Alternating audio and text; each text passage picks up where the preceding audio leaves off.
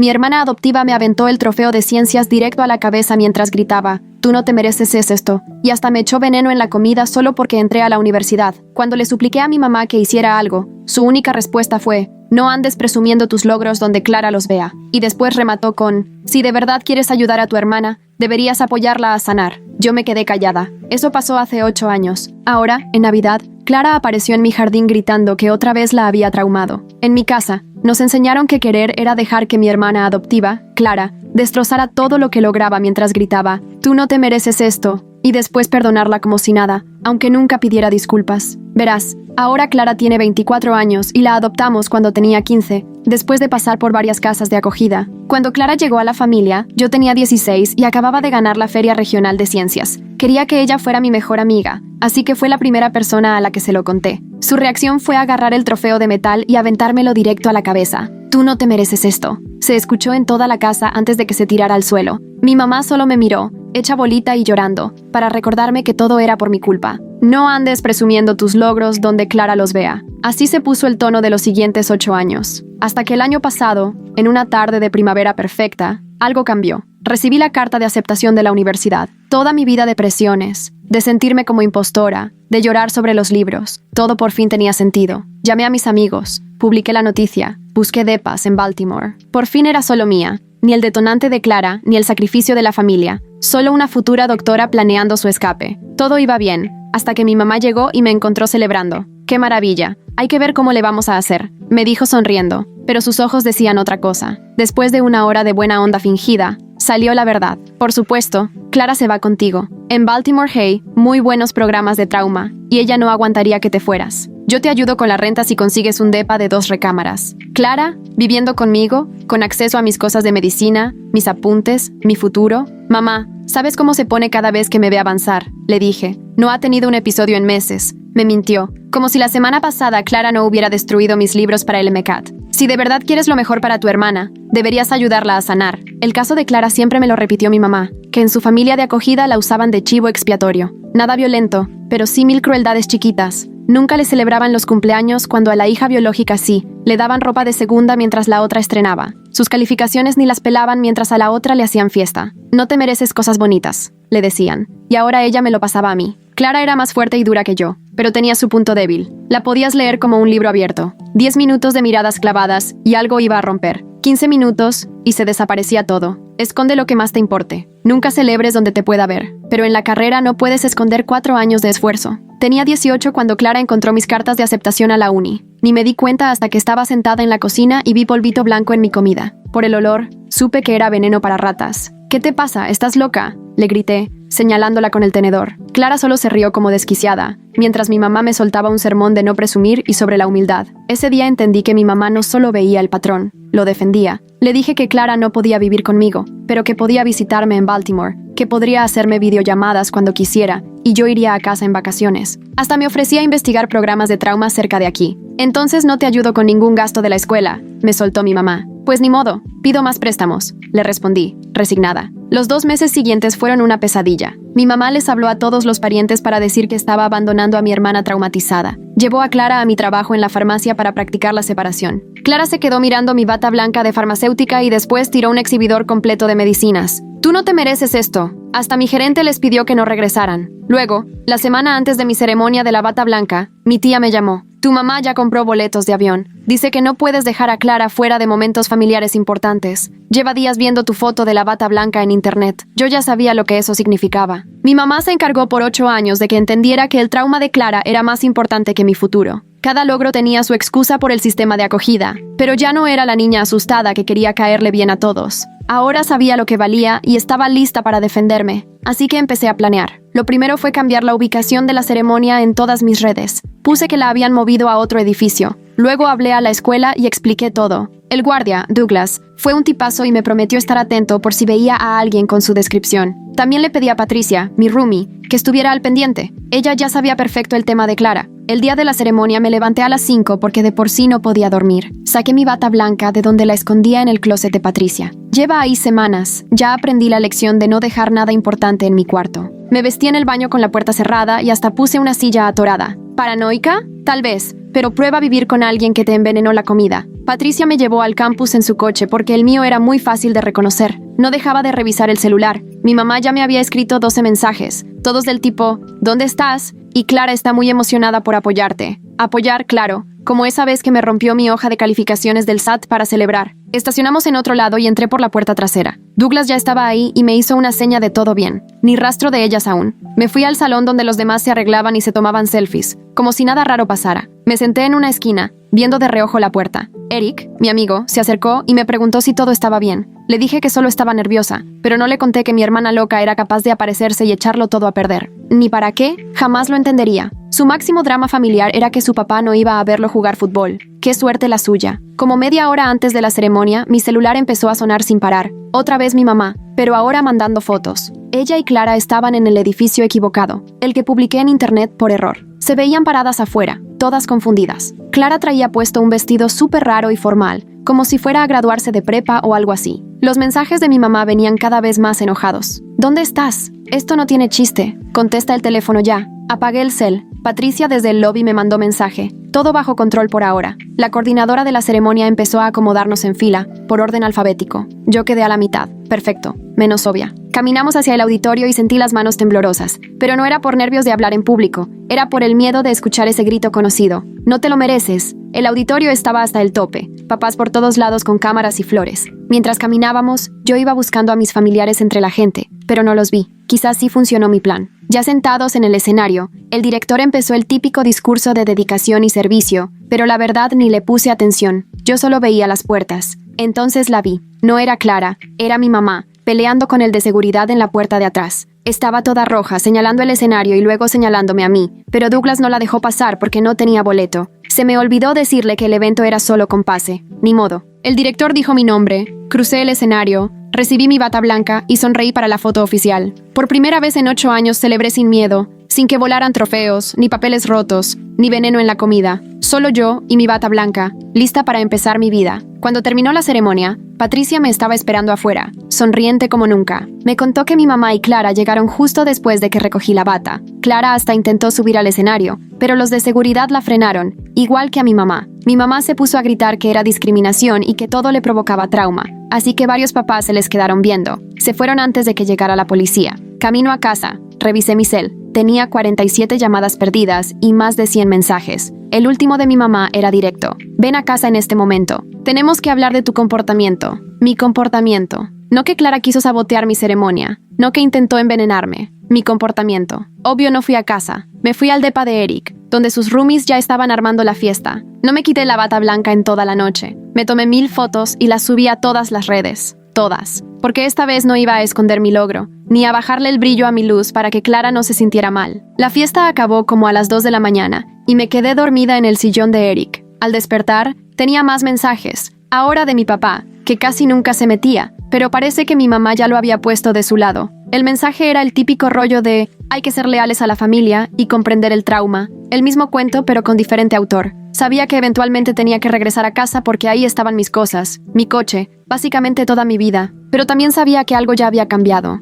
Esta vez no me dejé. Me escondí de ellas. Les gané el juego y el mundo no se acabó. Clara no explotó porque no pudo arruinar mi logro. Mi mamá no me desheredó, por ahora. Como al mediodía, Patricia pasó por mí. Primero fuimos a mi casa, solo para ver cómo estaba el ambiente. El coche de mi mamá y el de Clara estaban ahí, cortinas cerradas, todo parecía normal, pero yo sabía que por dentro seguro era zona de desastre. Mi mamá con sus chantajes y Clara furiosa. Nos estacionamos unas casas antes y le mandé mensaje a mi papá para avisarle que iba a llegar. Pensé que era más seguro. Me contestó al toque. Mi mamá estaba en su club de lectura, Clara en su cuarto, todo despejado. Aún así, le pedí a Patricia que entrara conmigo, por si acaso. La casa estaba demasiado callada. Mi papá estaba en la cocina, con cara de agotado, y empezó su sermón sobre la familia, pero lo corté. Le dije que solo iba a empacar unas cosas. Se le descompuso la cara. Me preguntó si hablaba en serio y le dije que sí. Patricia y yo subimos. Empecé a echar ropa en la maleta. Agarré la laptop, cargadores, documentos importantes, lo que de verdad valía y no quería que Clara destruyera.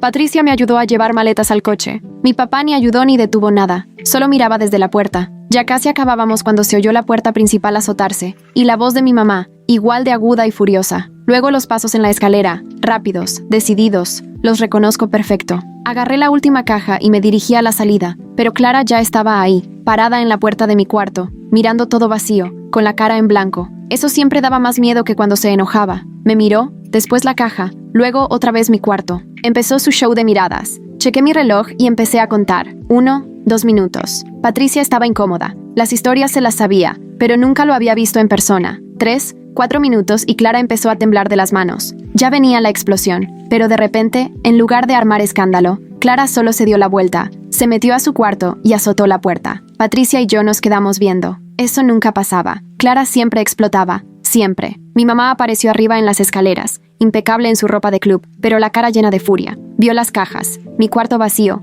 me vio a mí. ¿Qué crees que estás haciendo? Le contesté que me iba a mudar porque encontré un lugar cerca de la escuela y necesitaba concentrarme en mis estudios. Se rió, pero no fue de gracia. Fue de esas risas que te ponen la piel chinita. Dijo que no me iba a ir a ningún lado, que la familia se queda unida, que Clara me necesitaba. Pasé junto a ella con mi caja, y Patricia detrás. Mi mamá me agarró del brazo en las escaleras, fuerte, clavándome las uñas, y me dijo que era una egoísta, que estaba traumando a Clara otra vez, que las hijas buenas no abandonan a su familia. Me zafé y seguí. Mi papá seguía en la cocina, viendo su café, ni levantó la vista cuando pasamos. Mi mamá salió detrás de nosotras, echándome en cara cada sacrificio que había hecho, cada vez que nos puso primero a nosotras, cada peso gastado en terapia para Clara. Metimos la última caja al carro de Patricia. Mi mamá se quedó parada en el pasto, con los brazos cruzados. Si te vas ahora, ni se te ocurra regresar en Navidad. Me subí al carro y Patricia prendió el motor. Mientras nos alejábamos, alcancé a ver a Clara asomada por la ventana de su cuarto. No más ahí, parada, viéndonos. Se me puso la piel chinita. Patricia me dio chance de quedarme en su depa unos días, y su roomie, Sandra, no tuvo bronca. Había un sofá-cama en la sala. No era lo máximo,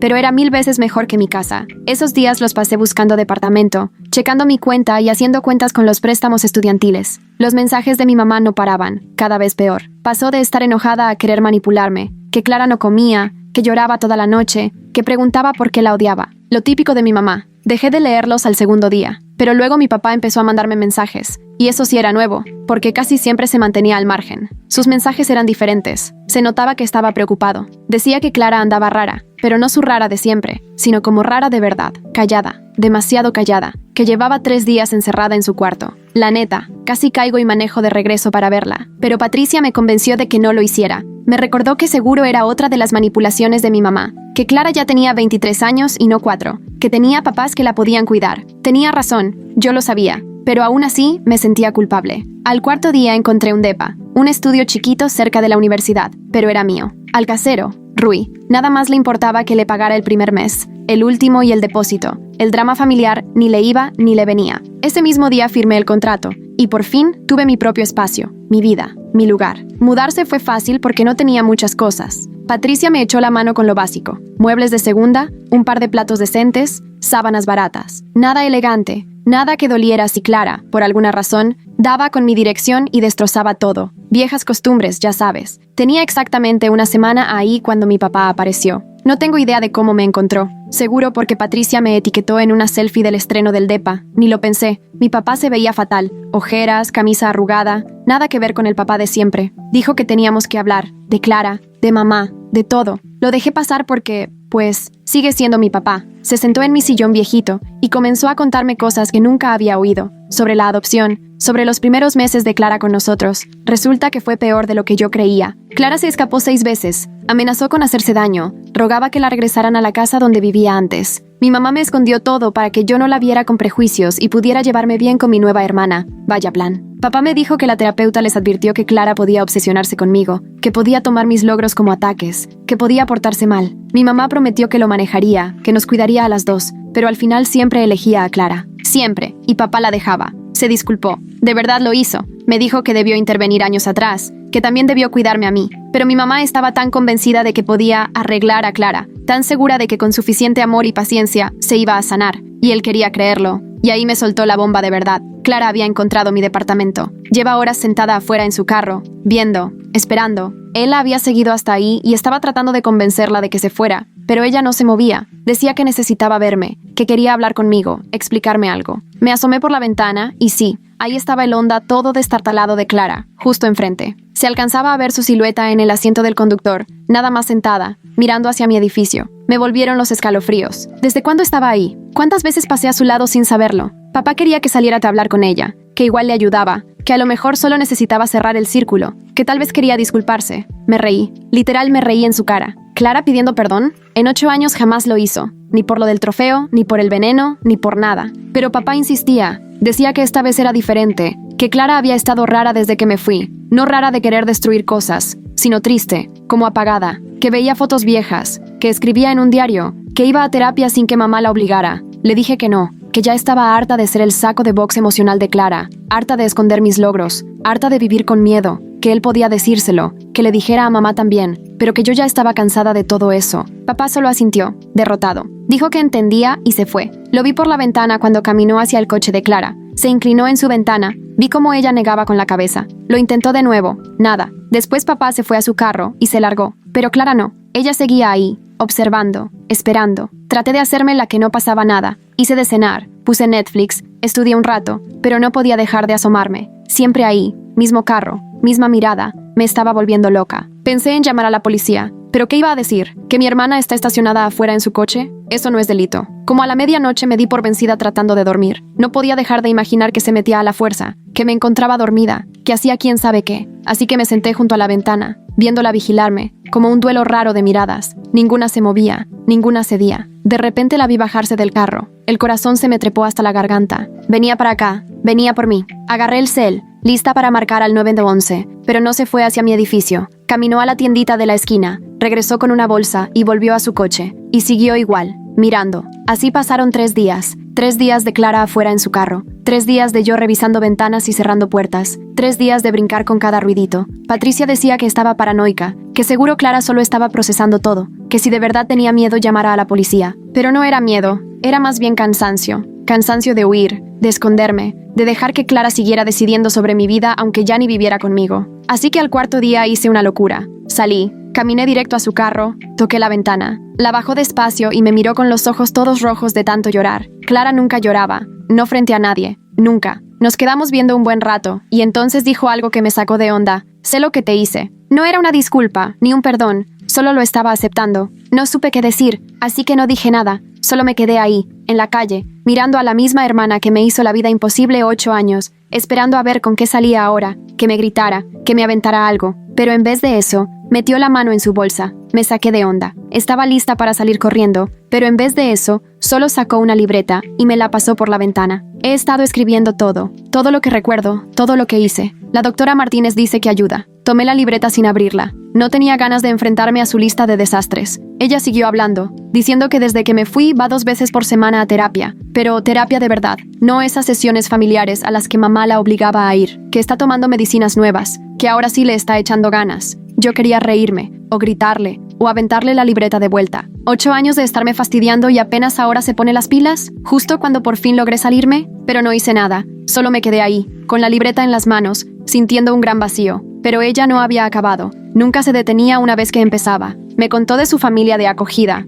no la historia que cuenta mamá, sino la suya. Cómo primero la adoptaron y la quisieron 3 años, hasta que tuvieron una hija biológica y todo cambió. Y la frase «tú no mereces esto» se volvió su condena diaria, tanto que terminó creyéndolo. Luego soltó algo que sí me sacudió. Cuando te vi con ese trofeo, tan feliz y orgullosa, sintiendo que lo merecías todo, no lo soporté. Si tú merecías cosas buenas, tal vez el problema era yo, tal vez ellos tenían razón sobre mí. Y ahí estaba yo, sentada en la banqueta, todavía con la libreta en la mano, tratando de digerir todo. Ella también se bajó del coche y se sentó a mi lado, pero no muy cerca, dejando espacio, como temiendo que saliera corriendo, o tal vez temiendo volver a lastimarme. Nos quedamos en silencio un rato largo, hasta que empezó a contarme cómo había sido la última semana. Mamá no había dejado de llamarla, diciéndole que yo las había abandonado, pidiéndole que fuera a buscarme, que me regresara a la casa, que me enseñara lo que era la familia. Pero por primera vez, Clara le dijo que no, le colgó, la bloqueó, y por eso estaba aquí, no para arrastrarme de vuelta ni para hacerme pedazos el depa,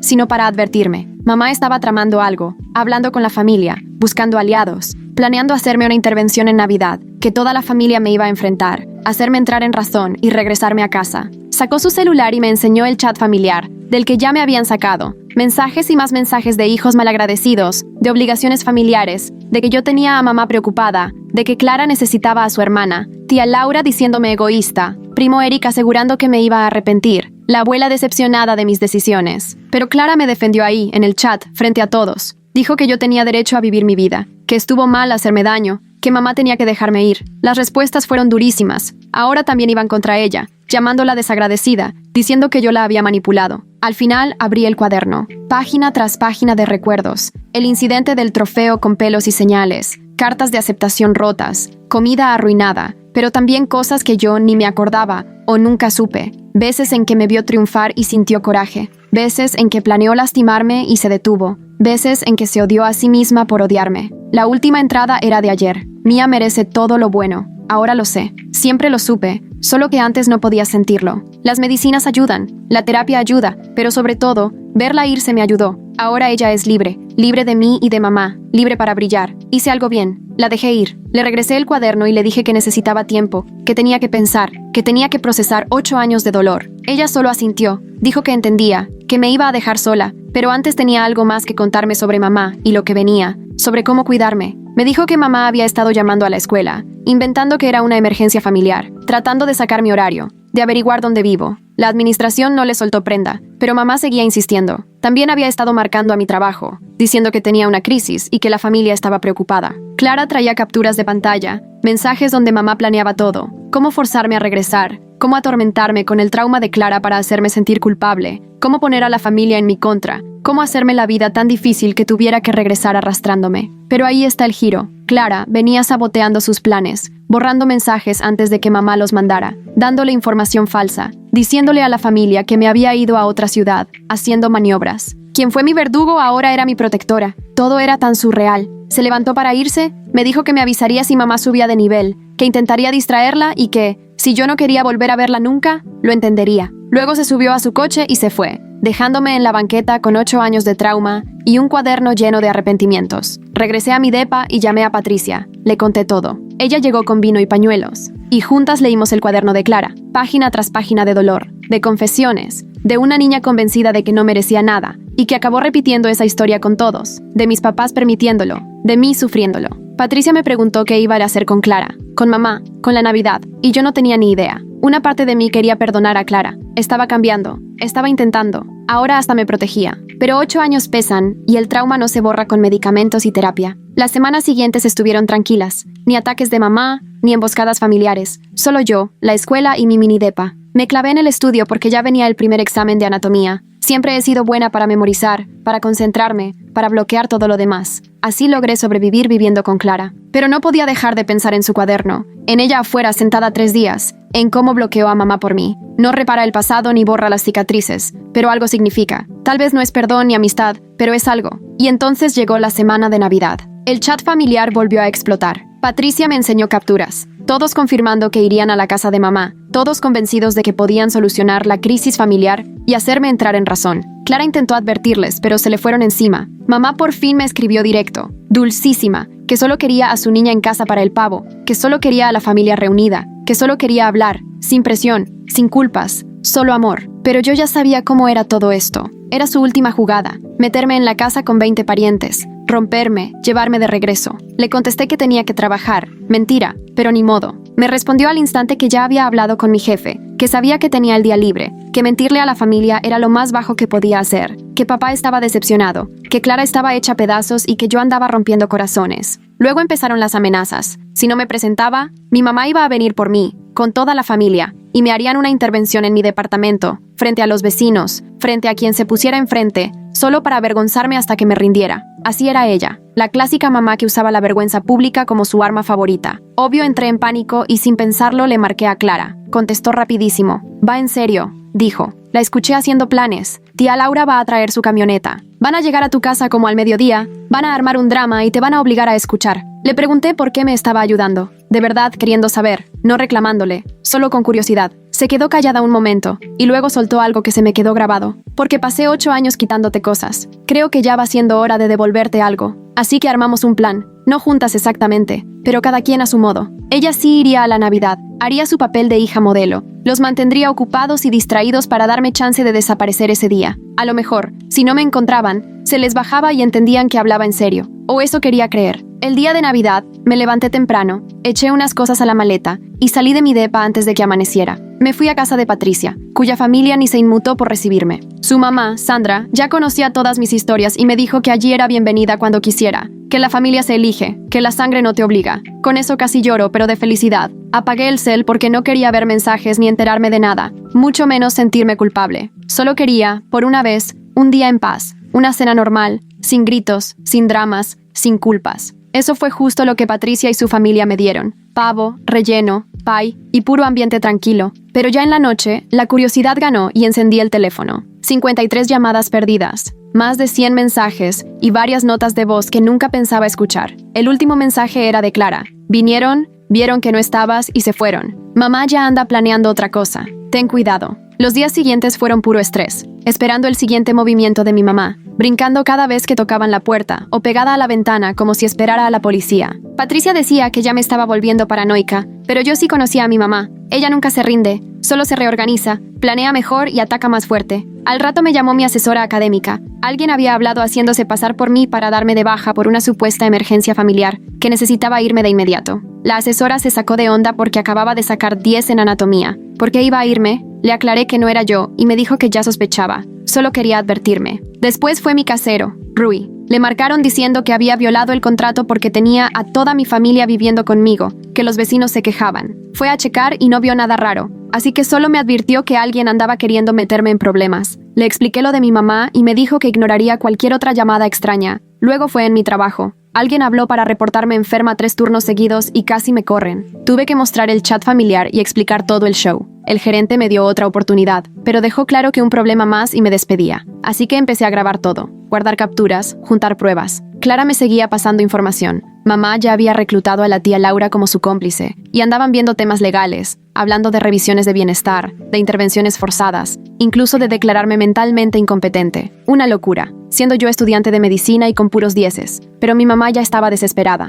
Pensé en pedir una orden de restricción. La mamá de Patricia lo sugirió, pero eso implicaba ir a la corte, enfrentarlas, hacerlo todo público y legal. Y yo solo quería que me dejaran vivir tranquila, estudiar, trabajar, existir, porque era tan difícil que lo entendieran. Y luego llegaron las cartas, no correos, cartas de verdad de toda la familia, repitiendo lo mismo, que estaba destrozando a mi mamá, abandonando a Clara, que era egoísta y cruel y que me iba a arrepentir. Unas estaban escritas a mano, otras a máquina, todas con el mismo fin, hacerme sentir culpable. Pero la carta de Clara era otra cosa. Estaba escondida en el sobre de la tía Laura, con una notita pegada. Sé fuerte, estás haciendo lo correcto. Estoy orgullosa de ti. Era la primera vez en 8 años que alguien me decía algo así, de lo que yo había hecho. Eso me pegó más que toda la culpa junta. Decidí que hasta aquí. Cambié de número sin avisarle a nadie, solo a Patricia y a mi trabajo. Abrí un apartado postal para que no pudieran mandarme más cartas a mi depa. Hasta empecé a estacionar mi coche en diferentes lugares cada día. Sí, era cansado, pero prefería eso a seguir soportando las locuras de mi mamá. Pasaron 2 semanas sin novedades y empecé a relajarme, pensando que tal vez ya se habían dado por vencidas, que mi mamá había encontrado otro proyecto,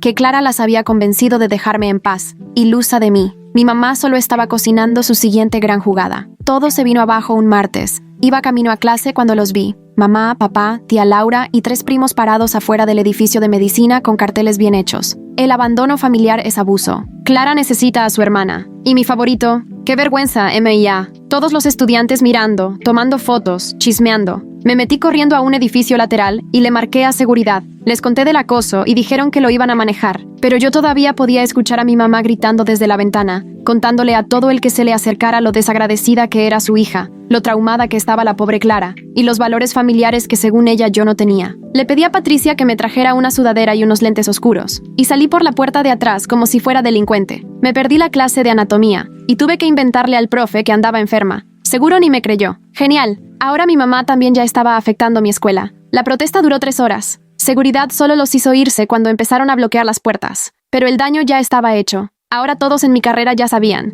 Ya me habían visto. Ya circulaba el chisme. Pasé de ser una estudiante X a ser la chica de la familia loca. Unos compañeros se solidarizaron. Otros solo querían el chisme. Esa noche, Clara me llamó desde un número desconocido. Dijo que mi mamá planeaba regresar al día siguiente, con más gente, y hacerlo diario hasta que yo cediera, que trató de detenerla, pero que mi mamá ya había perdido la cabeza y estaba convencida de que la vergüenza pública me haría regresar a casa. Yo ya no podía soportar otro día de ese infierno. No podía empezar mi carrera de medicina siendo conocida como la chica de la protesta, así que hice algo que juré nunca hacer. Llamé directamente a mi mamá, pero desde el teléfono de Patricia para que sí contestara. No hablamos mucho. Le pedí vernos en una cafetería cerca de la universidad, solo ella y yo, para platicar. Pero llegó con mi papá y la tía Laura, obvio. Estuve a punto de irme en ese momento, pero Clara entró detrás de ellos, me vio, negó con la cabeza y sin decir nada, solo me hizo señas de «lo intenté» y se sentó en otra mesa, lo suficientemente cerca para escuchar, pero lejos para darme mi espacio, cuidándome a su manera. Mi mamá empezó de una: «¿Cómo puedes dejar a la familia? ¿Cómo puedes lastimar a Clara? ¿Cómo puedes ser tan egoísta?» La dejé que sacara todo, como 5 minutos. Mi papá solo asentía de vez en cuando, y la tía Laura hacía ruidos de desaprobación. Yo solo tomaba mi café y esperaba. Cuando al fin terminó, saqué mi celular y le mostré las capturas que me mandó Clara, los mensajes donde planeaban obligarme a regresar, las amenazas de llamar a mi escuela, los planes para hacerme la vida imposible. Se puso roja y le lanzó una mirada fulminante a Clara, pero yo no había acabado. Le hablé del trofeo, del veneno, de los libros destruidos, de los años de terror, de cómo permitió todo, de cómo siempre eligió el trauma de Clara por encima de mi seguridad, siempre. Mi papá se veía en shock. Al parecer, mi mamá siempre le había minimizado todo. La tía Laura quiso interrumpir, pero yo seguí. Entonces dije lo que la hizo callar, que había entrado a medicina a pesar de ella, no gracias a ella, que cada logro que me hizo ocultar me tenía aquí, que iba a ser doctora con o sin su apoyo, que ya no iba a ser el costal de boxeo emocional de Clara. Mi mamá se puso a llorar, pero ahora sí lloraba de verdad, sin manipulación. Dijo que solo quería ayudar a Clara a sanar, que pensó que si nos mantenía juntas todo se arreglaría, que había fallado a las dos. Lo más sincero que le escuché en años. Mi papá intentó tomarle la mano, pero ella se apartó. Fue cuando Clara se levantó y se acercó a nuestra mesa. Miró a mi mamá directo a los ojos y le pidió que ya parara, que ya me había torturado suficiente, que era hora de dejarme ir, que ella ya estaba buscando ayuda por su cuenta, que ya no necesitaba que yo sufriera por ella. La cara de mi mamá se deshizo. La tía Laura intentó manipular otra vez con el tema de la culpa, hablando de lealtad familiar, de perdón, de avanzar juntas. Clara se rió de verdad y le preguntó si ella perdonaría a alguien que le envenenó la comida, que destruyó sus logros, que le hizo la vida imposible durante 8 años. Laura no dijo nada. Yo dejé claras mis condiciones. Ni una protesta más, ni llamadas a mi escuela o trabajo, ni cartas ni intervenciones. Consideraría ir en Año Nuevo si respetaban los límites. Si no, pediría una orden de restricción. Ya había hablado con un abogado. Estaba lista para darle un giro legal. Mamá asintió, derrotada. Mi papá por fin habló y dijo que estaba orgulloso de mí, que había demostrado más fuerza de la que él tuvo jamás, que debió haberme cuidado desde hace años, y que se aseguraría de que mamá cumpliera lo prometido. Fue bonito escucharlo, aunque 8 años tarde. Me preguntó si podíamos mandarnos mensajes de vez en cuando, solo para saber cómo estábamos. Le dije que tal vez. Clara me acompañó hasta la puerta, lejos de todos. Afuera me dio un sobre. Dijo que era de su fondo para terapia, dinero que había ahorrado de su chamba de medio tiempo, suficiente para compensar lo que perdí por faltar al trabajo durante el acoso de mi mamá. Traté de decirle que no, pero insistió. Dijo que era lo mínimo. También me contó que se iba a mudar, que encontró una casa para adultos con trauma, un lugar donde recibiría terapia intensiva, donde no podría lastimar a nadie y mamá ya no la usaría como escudo. Ya había dado el depósito y se mudaba la siguiente semana. No supe qué decir. Nos quedamos incómodas un rato, con 8 años de dolor entre nosotras, pero también algo distinto, tal vez comprensión, o solo cansancio. Ella me dijo que esperaba que me convirtiera en una gran doctora, que me iba a echar el ojo desde lejos, que estaba orgullosa de mí. Luego regresó adentro. No la he visto en persona desde entonces. Los meses que siguieron estuvieron tranquilos. Mi mamá cumplió su palabra. Nada de acoso, nada de chantajes, puro silencio. Mi papá mandaba mensajes de vez en cuando, cosas del clima, del perro, temas seguros. A veces le contestaba, mensajes cortitos, paso a pasito. Tal vez algún día tengamos una relación, tal vez no. De Clara supe por mi papá. Le estaba yendo bien en la casa, terapia intensiva 3 veces por semana, nuevo tratamiento. La terapia de arte le ayudaba a sacar todo sin destruir nada. Hasta consiguió trabajo en un vivero. Y decía que cuidar plantas le enseñaba a nutrir en vez de destruir. Llegó Año Nuevo y se fue. No fui a casa. Lo pasé de nuevo con la familia de Patricia, que para entonces ya casi me habían adoptado. Su mamá, Sandra, siempre decía que tenía que comer más. Y su papá, Juan, me enseñó a jugar dominó. Fue bonito, normal. Nadie gritó sobre lo que no merecía. Recibí una tarjeta de mi mamá, sencilla, solo decía, pensando en ti, con cariño, mamá. Sin culpa, sin manipulación, solo una tarjeta. No contesté, no estaba lista. Tal vez nunca lo esté, pero la guardé, la metí en un cajón junto con otros recuerdos complicados. Prueba de que sí se puede cambiar. Tal vez. Empezó el semestre de primavera y me enfoqué de lleno en la escuela. Anatomía, fisiología, bioquímica, todo el paquete. Me fue increíble. Las mejores calificaciones en todo. Subí mi foto con la bata blanca a Instagram, pública, sin miedo, orgullosa, ya no escondía mis logros. Varios familiares la vieron, le dieron like. Pequeños gestos, grandes significados, avances. En mi cumpleaños recibí un mensaje de un número desconocido. Solo decía, «Feliz cumpleaños, te mereces todo lo bueno». Sabía que era Clara. No respondí, pero tampoco lo borré. De hecho, lo guardé. Prueba de que la chica que siempre decía que no merecía nada, por fin había cambiado de opinión. Solo tardó 8 años. Un día, en el súper, me encontré a mi primo Eric. Me pidió disculpas por los mensajes del grupo familiar. Reconoció que se equivocó, que la presión de la familia a veces hace que uno haga tonterías, que estaba orgulloso de mí por defenderme. Fuimos por un café, nos pusimos al día. Me contó que mi mamá también estaba en terapia, por fin enfrentando su complejo de salvadora. El primer aniversario de cuando me fui de casa pasó en silencio. Sobreviví, hasta prosperé. Fui la mejor de mi clase. Hice amigos increíbles. Renté un departamentito solo para mí. Nada de trofeos rotos, ni comida envenenada, ni gritos sobre lo que merezco. Solo yo, construyendo la vida que siempre quise, la vida que tanto tiempo me escondí. Patricia me organizó una fiesta, algo sencillo, solo con los amigos más cercanos, pero dio un brindis que de verdad me llegó al corazón. Dijo que era la persona más fuerte que conocía, que verme salir adelante la había inspirado, y que yo le enseñé lo que significa tener verdadero valor. No se trata de pelear, sino de negarse a seguir jugando el mismo juego y saber cuándo alejarse. Esa noche llamó mi papá. Me dijo que mi mamá quería disculparse, que había escrito una carta y preguntó si podía mandármela. Le dije que sí. La carta llegó una semana después. 3 páginas donde mi mamá reconocía sus errores. Cómo me falló, cómo permitió lo de Clara, cómo se enfocó en arreglar a Clara en lugar de protegerme y lo mucho que lo lamentaba. Ni siquiera a eso respondí. ¿Estaba lista para perdonarla? Tal vez nunca lo esté, pero la leí una y otra vez y la guardé junto con la tarjeta de Año Nuevo, como pruebas de que sí hay cambios, de que sí se puede crecer, de que mi familia por fin dejó de esperar que yo me quemara para mantener calientes a los demás. Por ahora, con eso me basta. Empezó mi segundo año de medicina, con clases más pesadas y horarios eternos, pero me fascinaba. Disfrutaba cada minuto, hasta los exámenes más pesados, hasta el estudio que parece nunca acabar, porque esto era mío, mi logro, mi futuro. Nadie podía arrojarme este trofeo a la cabeza, nadie podía arruinar este éxito ni decirme que no lo merezco.